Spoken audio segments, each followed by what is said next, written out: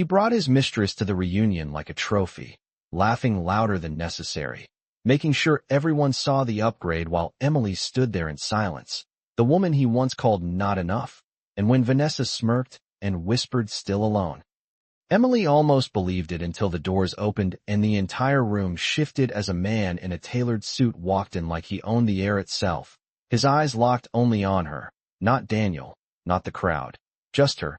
And then he stopped, took her hand like it was the most natural thing in the world, and said softly but loud enough for everyone to hear, "I've been looking for you, my queen." And in that moment Daniel realized he hadn't won anything at all. He had lost everything.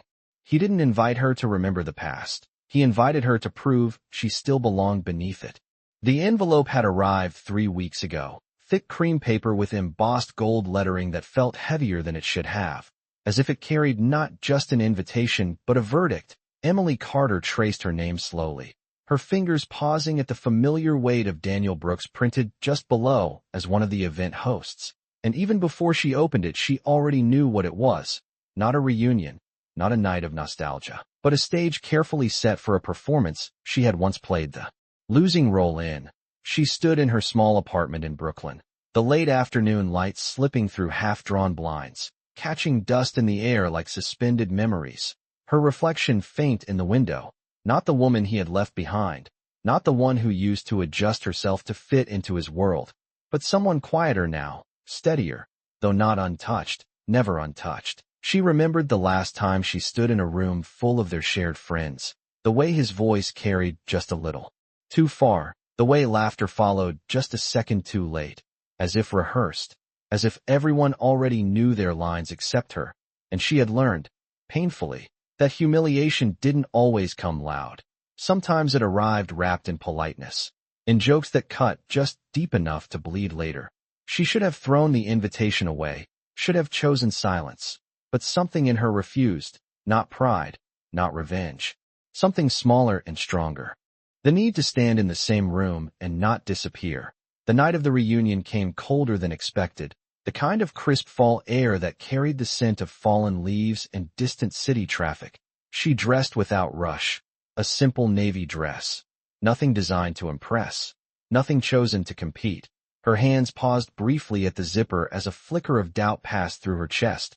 A tightness that felt familiar, but weaker now. She inhaled slowly, steadying. "I'm not that woman anymore," she whispered, not to convince herself, but to remind herself. The venue was exactly what she expected. Polished floors, warm chandelier light, the low hum of conversations layered with soft music, a room designed to look effortless but carefully controlled. And as soon as she stepped inside, she felt it. The shift, the subtle turn of heads, the recognition. The quiet whisper of her name passing between people who once knew her as an extension of him. She moved forward anyway, her heels soft, against the floor, her posture straight, not defiant, just present. And then she saw him. Daniel stood near the center of the room, exactly where he wanted to be, a glass in hand. Confidence draped over him like a tailored suit, and beside him, Vanessa, radiant, younger, her laughter light and sharp, his hand resting at her waist in a way that felt deliberate, displayed. And when his eyes finally found Emily across the room, there it was, that small, knowing smile, the one that used to make her feel chosen, now twisted into something colder, something meant to remind her of her place. And as the room seemed to lean in just slightly, waiting, watching, measuring, Emily felt the old weight press against her chest for just a second. Just long enough to remember exactly who she used to be in his world, and then she took another step forward anyway. Daniel did not approach her immediately. He never did anything without an audience. Instead, he let the moment stretch, let the room notice her before he acknowledged her, as if even now he controlled the timing of her existence. Emily could feel the weight of familiar eyes, some curious, some sympathetic, some quietly relieved that the spectacle was not about them. And then his voice cut through the soft hum of conversation.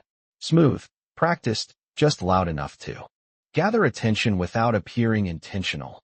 "Emily, you made it," he said, as if her presence were a pleasant surprise instead of something he had orchestrated. Vanessa turned beside him, her gaze sliding over Emily in a slow, deliberate assessment, her smile polite, but edged with something sharper, something territorial, and Emily felt it.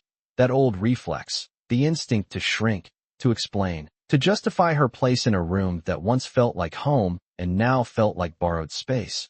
But she did not move. She did not offer more than a small nod, her hands steady at her sides even as a faint tremor threatened beneath the surface. Daniel stepped closer, closing the distance like it meant nothing, like history could be rewritten with proximity. His cologne still the same, expensive and overpowering, a scent that used to linger on her clothes long after he had left the room. "It has been a while," he continued, his tone light, almost nostalgic, but there was something beneath it, something sharpened, as if each word had been chosen in advance, and before she could respond, he turned slightly, including Vanessa with a subtle shift of his body. "This is Vanessa," he added, though everyone already knew, the introduction unnecessary, performative. Vanessa extended her hand, her grip firm, her smile unwavering. "I have heard so much about you," she said, her voice warm in a way that did not reach her eyes. And Emily wondered briefly what version of her had been told. The one who stayed too long, the one who was not enough, the one who was easy to replace. The room seemed to lean in again, quiet conversations fading just enough to catch fragments of this exchange, and Daniel let it happen. He always did. He thrived in these moments, in the subtle positioning of power. "You look different," he said, his gaze lingering just a second too long. The pause loaded, the word unfinished in a way that invited interpretation. Once upon a time, she would have filled that silence, would have tried to decode what he meant, would have adjusted herself accordingly. But now she simply met his eyes, calm, unreadable, and for the first time there was a flicker, small but undeniable, of something uncertain in his expression. It vanished quickly, replaced by the same easy confidence. But she saw it, she felt it, and it steadied something inside her. Around them the music swelled slightly, glasses clinked, laughter resumed, but the air between them remained taut, stretched thin with everything unsaid. Vanessa tilted her head, her smile widening just enough to sharpen the edge. "Are you here alone?" she asked, the question casual on the surface but carrying the weight of judgment underneath. And for a fraction of a second the old answer rose in Emily's throat, the one that sounded like apology, like absence, like lack, but she did not give it voice. Instead she inhaled slowly, the scent of polished wood and champagne filling her lungs, grounding her in the present, in the version of herself that no longer needed to prove anything. And though she had not yet spoken, though she had not yet revealed anything, something had already shifted, subtle but irreversible, like the quiet moment before a storm breaks, and somewhere deep inside, a realization settled. He still believed he understood her story, but he had no idea how much of it had already changed. For a moment, no one spoke, as if the entire room had paused on a breath it was not ready to release. And Emily could feel it, the expectation pressing in from all sides, waiting for her to answer, to confirm what they already believed, that she had come alone, that she was still exactly where Daniel had left her, and she almost let the silence answer for her, almost let it settle back into the version of the story everyone understood. But then something changed, subtle at first, a shift in the rhythm of the room, the music faltering just slightly, conversations tapering off in uneven waves, like a tension being pulled towards something unseen. Emily noticed it before she understood it. The way people near the entrance turned first, their expressions altering from polite interest to something sharper, something surprised, and then the ripple moved inward, one glance after another, until even Daniel's confidence flickered, his posture adjusting almost imperceptibly as he followed the direction of the room's focus. Vanessa's smile faltered for the briefest second, her grip tightening around his arm, as if instinctively aware that something had entered the space that did not belong to their carefully constructed narrative. Emily did not turn immediately. She felt it instead, a presence that carried weight without effort, not loud, not demanding, but undeniable, the kind of presence that did not need permission to exist. And when she finally did look, it was not dramatic, not rushed, just a quiet shift of her gaze toward the entrance where a man now stood framed by the soft glow of the hallway lights. His suit tailored with precision, his posture relaxed but commanding, and though the room was filled with people who carried status and wealth like armor, Something about him made all of it seem smaller, quieter, as if the air itself had adjusted to make space for him. He did not scan the room the way others did not seek recognition or acknowledgement. Instead, his eyes moved with purpose, searching, and when they found Emily, everything else seemed to fall away, the distance between them suddenly irrelevant. He began to walk forward, unhurried, each step measured, confident, and the crowd parted without being asked, conversations dissolving into silence as he passed. Daniel straightened, his jaw tightening slightly, as if preparing to reclaim control of a moment that was slipping from his grasp, but he did not speak. Not yet, because even he could feel it. This was no longer his stage. The man stopped directly in front of Emily, close enough that she could see the calm certainty in his expression, not curiosity, not hesitation, recognition, as if he had always known exactly where to find her. And for a second she felt that old instinct again, the urge to question, to doubt, but it did not take hold, because something in his gaze left no room for uncertainty. He reached for her hand, not possessively, not as a display, but with a quiet assurance that felt natural, inevitable. And when he spoke, his voice was low, steady, yet it carried across the room with effortless clarity. "I have been looking for you," he said, a faint smile touching his lips. "My queen." And the words settled into the silence like something permanent, something that could not be undone. Emily did not react the way they expected. There was no visible shock, no dramatic shift, just a stillness, a quiet acceptance that spoke louder than anything else. And behind her, Daniel finally moved, his voice catching slightly as he tried to reclaim the moment. "And you are?"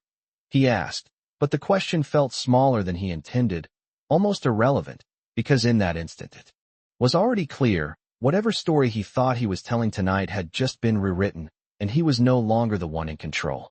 Daniel's question lingered in the air, thin and strained, as if even he could hear how small it sounded compared to what had just unfolded. And the man in front of Emily did not rush to answer, did not turn immediately, because he did not need to. His attention remained on her for one quiet second longer, as if the rest of the room simply did not matter. And when he finally shifted his gaze toward Daniel, it was calm, measured, not confrontational, but certain in a way that did not invite challenge. "Alexander Hayes," he said, his voice even, unhurried, yet it carried a weight that moved through the room faster than any whisper. Recognition sparked almost instantly among those who understood what that name meant, a ripple of quiet realization passing from one person to another, subtle but unmistakable, and Daniel felt it, the shift in the room's loyalty, the way attention was no longer anchored to him. His posture stiffened slightly, his fingers tightening around the glass in his hand. Vanessa's smile faltered again, this time unable to recover as quickly, her eyes flickering between Daniel and Alexander, calculating, uncertain, as if trying to place herself in a moment that was no longer centered around her. Emily stood still, her hands still in Alexander's, the contact steady, grounding, and for the first time that evening, she became aware of how quiet her own thoughts had become. The noise of doubt, of memory, of everything Daniel had once made her believe, it was no longer loud enough to control her. Around them the room began to fill with low murmurs, names exchanged in hushed tones, fragments of recognition that built into something larger, something undeniable. Daniel forced a small laugh, the kind that tried to reclaim ease. "Of course," he said, though it was clear he had not expected this, had not planned for this variable. His eyes moved briefly to Emily, searching for confirmation, for explanation, for anything that would restore his understanding of the situation, but she offered none, her expression composed, almost distant, and that absence of reaction unsettled him more than any confrontation could have. Vanessa shifted her stance, stepping slightly closer to Daniel, as if proximity could restore balance. Her voice light but edged with tension. "And how do you know Emily?" she asked, the question framed casually, but carrying an undercurrent of challenge. Alexander's gaze returned to Emily for a brief moment before he answered, a faint softness in his expression that contrasted sharply with the tension surrounding them. "I do not believe that is a question she needs to answer for me," he said, his tone respectful, yet final. And the simplicity of it, the refusal to define Emily through explanation or justification, landed more powerfully than any elaborate introduction. Emily felt it then, not as a surge of emotion, but as a quiet settling, like something long unsettled had finally found its place. She withdrew her hand gently, not out of hesitation, but because she no longer needed the reassurance, and when she looked at Daniel again, there was no trace of the woman who once sought his approval. No need to respond to his expectations, only a calm clarity that made his previous certainty seem misplaced. The room, once his, now belonged to something else entirely, something he could not control, and as the conversations resumed around them, no longer centered on him, no longer shaped by his narrative, Daniel realized with a growing unease that the story he had prepared, the version of events he intended to reinforce tonight, it no longer held. Because the woman standing in front of him was no longer the one he had left behind, and for the first time, he was the one struggling to understand a situation that had moved beyond him. The music resumed, softer now, as if the room itself had adjusted to a new center of gravity. Conversations shifted, people subtly repositioned themselves, and Emily could feel it without looking. The attention that once hovered around Daniel, now drifting elsewhere, drawn towards something steadier, something undeniable. She reached for a glass of water from a passing tray, her fingers no longer trembling. The cool surface grounding her as she took a small sip, not to calm herself, but because she could, because nothing inside her was unraveling anymore. Daniel watched her, trying to read what had changed, searching for the version of her he understood, the one who would have filled the silence with explanations.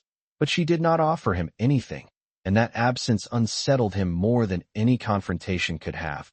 "You have been busy," he said finally, his tone carefully neutral, but there was strain beneath it, a subtle edge that betrayed the control he was trying to maintain.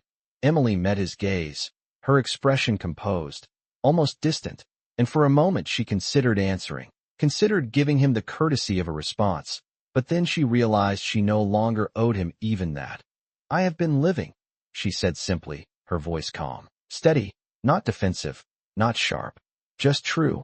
The words landed quietly, but their simplicity carried more weight than anything elaborate. Vanessa shifted beside him, her posture tightening as she sensed the shift she could not quite define.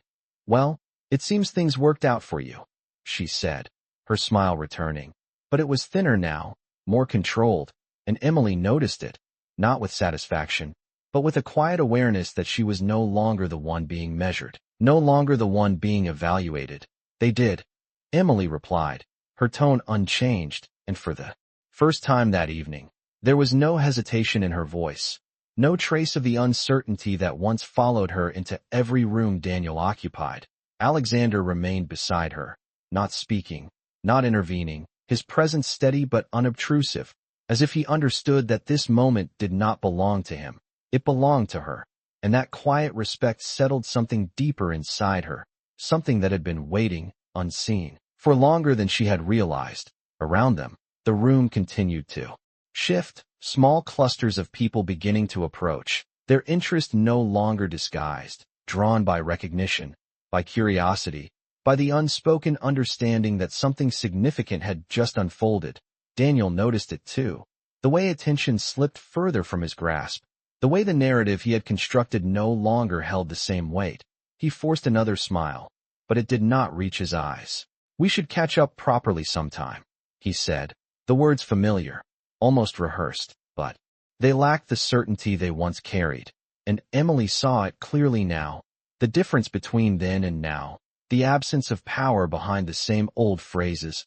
"I do not think that will be necessary," she replied, her voice gentle, not unkind, but final in a way that left no room for negotiation. The words did not cut, they did not need to. They simply closed a door that had been left open for far too long, and as she turned slightly, shifting her attention away from him, it became unmistakably clear, not just to Daniel, but to everyone watching, that she was no longer standing in his world. She had stepped beyond it, quietly, without spectacle, without permission, and in that quiet shift, something far more powerful than confrontation had taken place, because for the first time, she was not defined by what she had lost, but by what she had become, and there was nothing he could say, Nothing he could do that would change that anymore. Emily moved through the room with a quiet steadiness that felt unfamiliar even to herself, not because she was unsure, but because for the first time she was not measuring her steps against someone else's expectations. Conversations shifted as she passed, subtle glances turning into direct attention. People who once barely acknowledged her now offering polite smiles, curious nods, as if trying to reconcile the version of her they remembered with the one standing in front of them now. And she did not chase their approval, did not slow to explain. She simply existed within the space, present and unbothered. Alexander walked beside her at a comfortable distance, not guiding, not claiming, but matching her pace in a way that felt intentional, respectful, as if he understood that this moment was not about display, it was about restoration. The low hum of the room carried fragments of whispered recognition, his name repeated in quiet disbelief, the weight of it growing with each exchange. And Emily heard it, not with surprise, but with a distant awareness, because what mattered was not who he was to them, but who she had become without needing him at all. Near the far side of the room a small group gathered around a high table, old acquaintances, familiar faces softened by time, but still carrying the same subtle hierarchies she remembered. One of them, Claire, stepped forward first, her expression a careful mix of warmth and curiosity. "Emily, it has been so long," she said, her tone genuine but searching, as if trying to understand what had shifted without asking directly. Emily returned a small smile, not performative, not guarded, simply polite. "It has," she replied, her voice calm, and the conversation that followed stayed on safe ground. Careers, cities, the passage of time, but beneath it all there was an undercurrent, an unspoken acknowledgement that something about her presence had changed the dynamic entirely. She was no longer the quiet extension of someone else's story, she was her own center, and that realization settled into the room whether anyone said it out loud or not. Across the floor, Daniel remained where she had left him, though he tried to move on, tried to engage with others. There was a slight delay in his responses, a fracture in the effortless confidence he once carried. Vanessa stayed close, her smile returning in intervals, but her eyes sharper now, more watchful, as if trying to assess a situation that refused to settle into something predictable. Emily did not look back, not out of avoidance, but because there was nothing left there that required her attention. Alexander leaned slightly closer, his voice low enough that only she could hear. "You handled that with more grace than most people ever could," he said, not as praise, but as simple recognition. And Emily considered his words for a moment, not because she needed validation, but because she understood what they meant. Grace had once been something she performed, something she used to survive. Now it felt different, quieter, something rooted in certainty rather than effort. "It was not about them," she said softly, her gaze steady as it moved across the room. "It was about me remembering who I am." And as the evening continued, as conversations shifted and attention rebalanced, it became clear in a way that required no announcement, no declaration, that something fundamental had changed, not just in how others saw her, but in how she existed within the space. And for the first time in a long time, Emily was not reacting to the past. She was standing fully in the present, untouchable in a way that had nothing to do with power and everything to do with peace. The evening settled into a rhythm that felt almost normal, almost effortless, but beneath it there was a quiet current shifting everything into place. Emily stood near the edge of the ballroom now, a half-finished glass of sparkling water in her hand, watching the reflections of light ripple across the polished floor, and for the first time that night she allowed herself to pause, not to brace, not to prepare, but simply to exist without expectation. The noise of the room faded into something distant, manageable, and in that softened space, memories began to surface, not as sharp wounds, but as echoes. She remembered the version of herself who used to stand beside Daniel in rooms like this, carefully measuring her words, her posture, even her silence, adjusting in ways so subtle she had not even realized she was disappearing. She remembered how he used to speak for both of them, how decisions were made without her, how her opinions were gently dismissed until she stopped offering them altogether. It had not happened all at once, it never did. It had been a slow erosion, disguised as partnership, disguised as love, and for a long time she had believed it, believed that becoming smaller was the same as being supportive, that quiet compliance was the price of stability, and when it ended, when he walked away with the same ease he had once walked into her life, he had taken more than the relationship. He had taken the version of her that no longer knew how to stand alone. Emily exhaled slowly, the memory settling without overwhelming her, because she was no longer that woman. She had rebuilt herself in ways no one in this room had seen. Not the long nights where doubts sat heavy in her chest. Not the quiet mornings where she chose to begin again anyway. Not the small victories that no one applauded but that changed everything. Across the room Daniel's laughter rose again, louder than necessary, an attempt to reclaim something that had already slipped away, but it sounded different now, forced at the edges, and Emily noticed it without reacting, because it no longer reached her, it no longer defined anything about her presence. Alexander joined her again, his steps unhurried, his expression composed. "You left the center of the room," he observed lightly, not as a question, but as a statement. Emily glanced toward the crowd, then back at him, a faint, thoughtful smile touching her lips. "I do not need to be in the center to be seen," she said, and the truth of it settled between them without effort. He nodded slightly, as if that was exactly what he had expected her to say, and there was something in that quiet understanding that felt different from anything she had known before. It was not admiration, not control, not expectation. It was recognition, simple and steady. And as the night moved forward, as conversations shifted and the energy of the room continued to reorganize itself around something new, something quieter but stronger, Emily realized that the most significant change had not been the moment everyone noticed, not the introduction, not the attention, but this quiet clarity that no longer required validation, no longer needed to prove anything to anyone. And in that realization, something else became clear. The reunion had never been a trap, not really.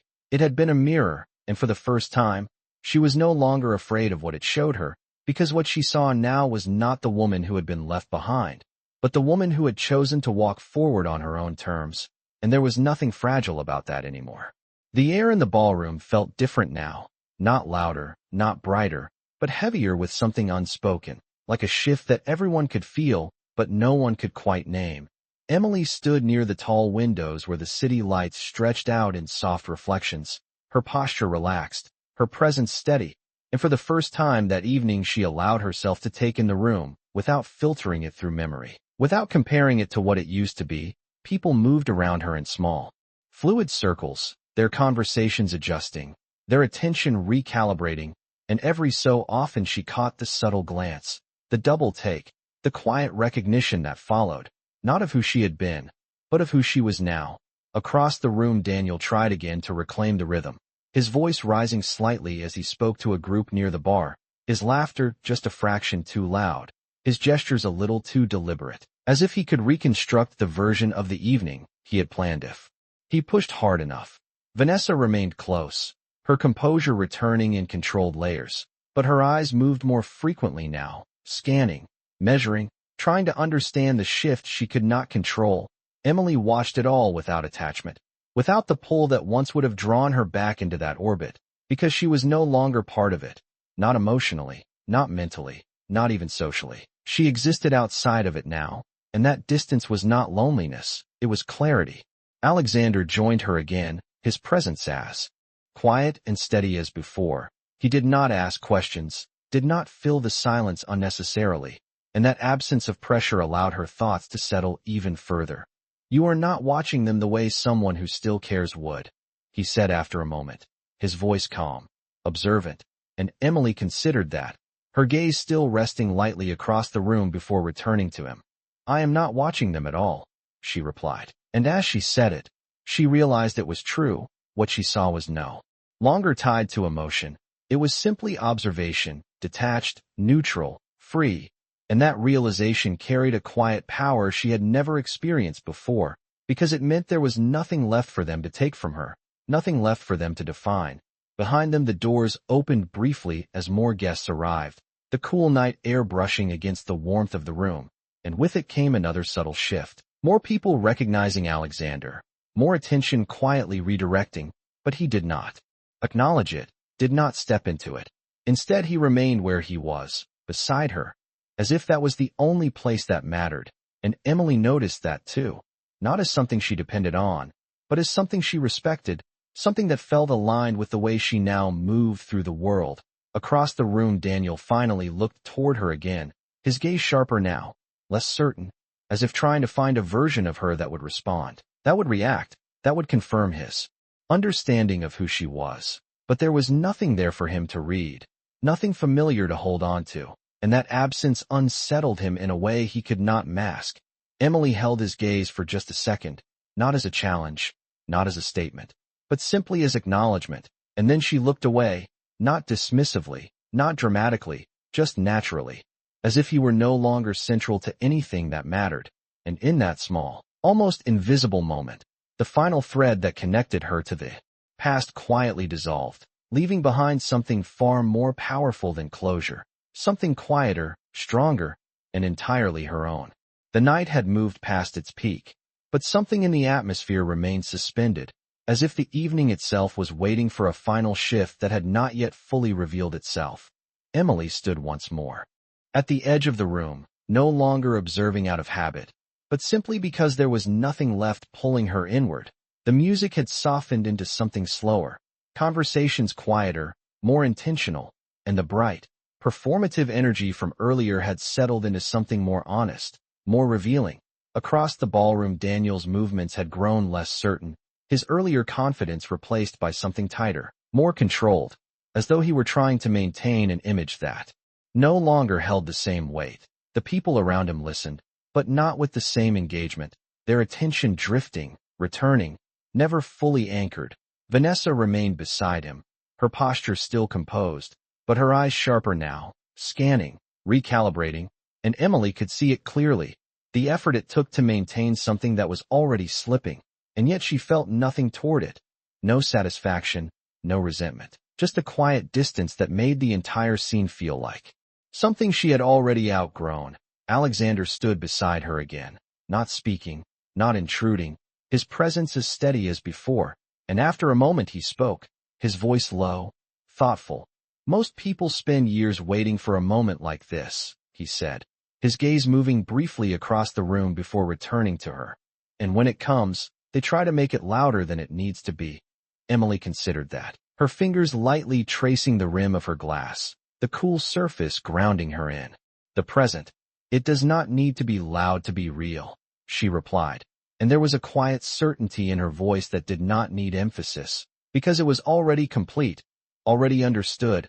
Across the room, Daniel finally began to move toward her again, slower this time, more deliberate, as if he had rehearsed what he intended to say, as if he believed there was still something left to recover, something left to clarify. The space between them shortened with each step, and for a brief moment, the room seemed to notice again, attention shifting subtly, conversations lowering, not because anyone expected a scene, but because something unresolved still lingered in the air.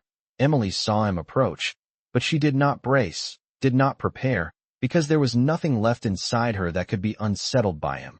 When he reached her, he paused, just long enough to gather himself, to reconstruct the composure he had once worn so easily. "Emily," he began, his voice quieter now, less performative, more uncertain. "I think we got off on the wrong foot tonight." The words felt familiar, but their tone had changed, stripped of the authority they once carried. And Emily listened, not because she needed to, but because she chose to, and in that small difference, everything shifted. She met his gaze calmly, without resistance, without expectation. And for the first time, Daniel could not find the version of her that matched. His memory could not locate the reaction he had anticipated, and in that absence, something in him faltered, just slightly, just enough to reveal that the balance he relied on no longer existed. And as the silence stretched between them, it became clear in a way that required no explanation, no confrontation, that whatever he had come here to reclaim was already gone. And the woman standing in front of him was no longer part of a story he could control. Daniel's words lingered in the space between them, fragile in a way his voice had never been before, and Emily noticed it immediately, not with satisfaction, not with triumph, but with a quiet clarity that made everything feel simpler than it once had been. She studied him for a moment, not searching for meaning, not trying to decode intention, just seeing him as he was now. A man who had built his certainty on a version of her that no longer existed. And for the first time, there was nothing inside her that responded to him. No pull, no hesitation, no instinct to soften the moment or ease his discomfort. "There is no wrong foot," she said gently, her voice even, her tone calm, and the simplicity of it seemed to unsettle him more than anything sharper would have.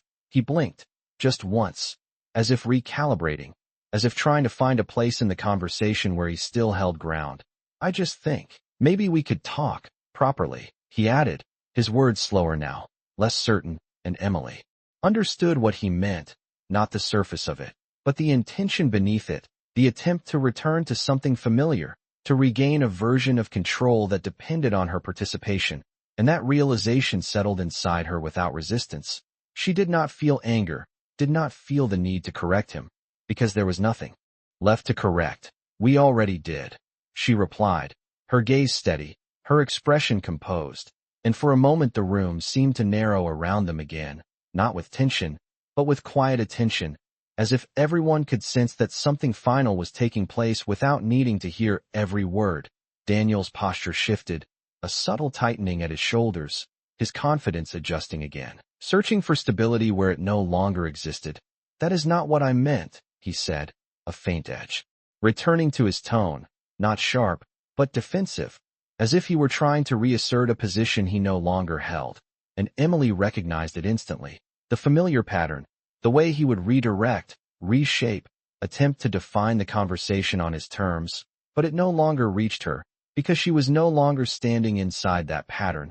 "I know," she said softly, and there was something in her voice that stopped him, not forcefully, not abruptly, but completely, because it carried no resistance, no invitation, no continuation, just understanding without engagement.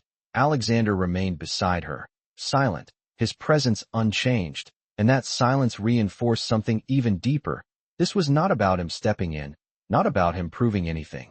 It was about her standing exactly where she was, unshaken, complete. Daniel exhaled slowly, his gaze searching her face one last time. And for the first time, there was something else there, something unfamiliar, not arrogance, not certainty, something closer to realization, as if he were beginning to understand that whatever connection he thought remained had already dissolved, and there was no way to rebuild it, because the foundation itself no longer existed. Emily held his gaze for a brief moment, not as a challenge, not as a farewell, simply as acknowledgement, and then she stepped slightly back, not dramatically, not as a gesture, but as a natural movement that created space, and in that small shift, the conversation ended, not with conflict, not with resolution, but with something far more definitive, the quiet absence of anything left to say. And as Daniel stood there, the room no longer centering around him, the narrative no longer his to control, it became unmistakably clear that the story he once believed belonged to him had already moved beyond his reach, and Emily was no longer part of it. The space Daniel left behind felt larger than it should have, not because of his absence, but because of what had quietly ended in that moment. Emily did not watch him walk away, did not follow the shift of his presence through the room, because there was nothing left to witness, nothing left to resolve. Instead, she turned slightly toward the windows again, the city lights stretching endlessly beyond the glass, steady and indifferent, and for a brief moment she allowed herself to feel it. Not relief, not victory, something quieter, something deeper, the absence of weight she had carried for far too long without realizing it.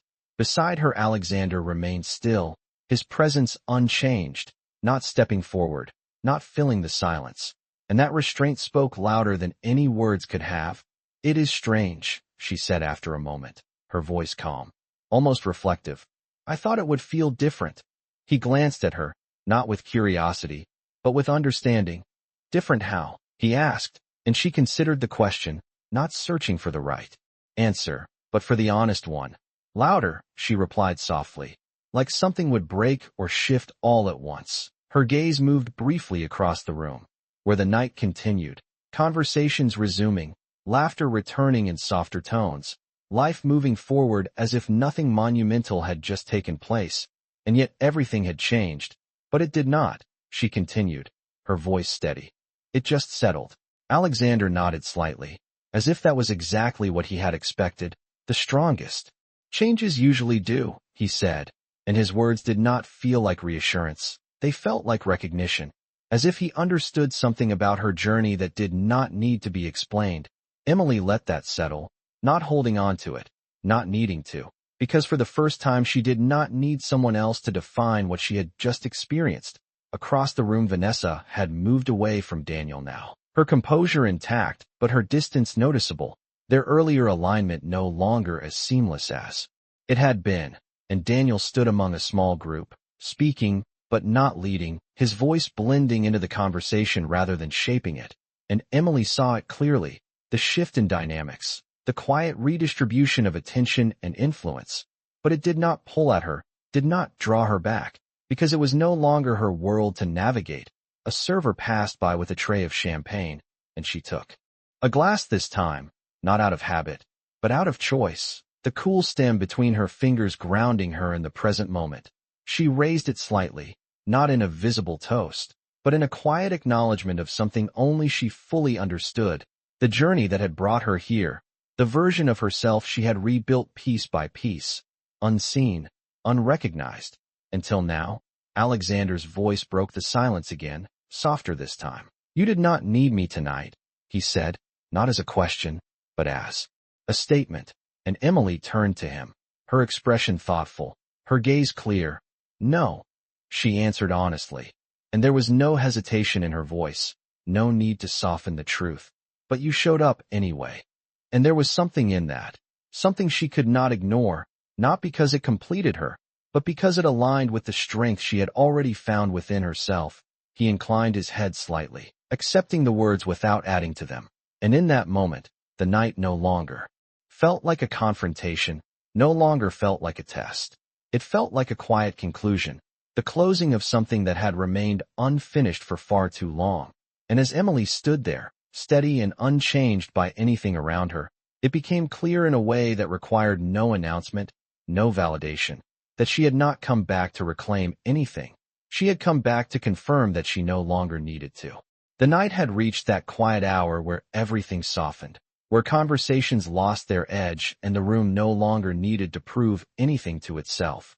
Emily stood by the window once more, the glass cool beneath her fingertips, the city stretching endlessly beyond, as if reminding her that this moment, this room, this past, it was only a small fragment of something much larger.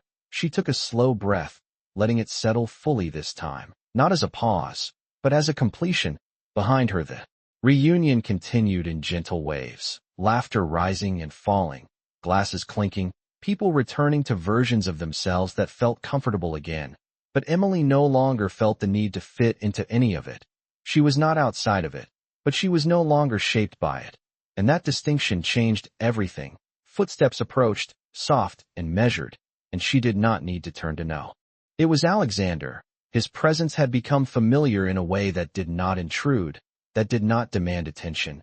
You are leaving soon, he said, not as a question, but as an observation, and Emily allowed herself a small smile, not because she was escaping, but because she was choosing. Yes, she replied simply, her voice calm, steady, and final in a way that did not need explanation. He nodded once, understanding without asking for more, and that quiet understanding settled into her like something rare, something she had once believed required effort, but now recognized as something that should always feel this natural. Across the room, Daniel stood near the bar, his shoulders slightly turned as if he could not decide whether to stay or leave, his presence no longer anchoring anything, no longer directing the flow of attention. And for a brief moment Emily looked at him, not out of longing, not out of regret, but with a kind of distant clarity, like looking at a chapter she had already finished reading. There was nothing left to interpret, nothing left to feel, just recognition of what had been and acceptance of what was no longer hers. Vanessa stood beside him, but even that alignment seemed less certain now, more fragile, as if it relied on something that had already begun to shift beneath them. Emily turned away without hesitation, not because she was avoiding them, But because there was nothing left there to hold her attention, she moved toward the exit, her steps unhurried, each one grounded in the quiet certainty she had carried all evening. The doors opened with a soft movement, the cool night air brushing against her skin, fresh and clean, and as she stepped outside, the sounds of the reunion softened behind her, fading into something distant, something that no longer reached her. She paused for just a moment on the steps, looking out at the street, the steady rhythm of passing cars, the glow of streetlights stretching into the distance, and she realized something then, something that had been building quietly all night. She had not come here to prove anything, not to them, not to him, not even to herself. She had come to witness the truth she had already built, that she was no longer defined by where she had been left, but by where she had chosen to go. Alexander stepped beside her, not too close, not too far, matching her stillness without interrupting it. "Where to now?" he asked gently, and Emily did not answer immediately, not because she did not know, but because for the first time, the answer was not something she needed to justify or explain. She looked ahead, her expression calm, her posture steady, and in that quiet pause, the future felt open in a way it never had before, not uncertain, but full, not overwhelming, but expansive, and when she finally spoke, her voice carried a quiet certainty that needed no emphasis. "Forward," she said, and this time, there was nothing behind her pulling her back.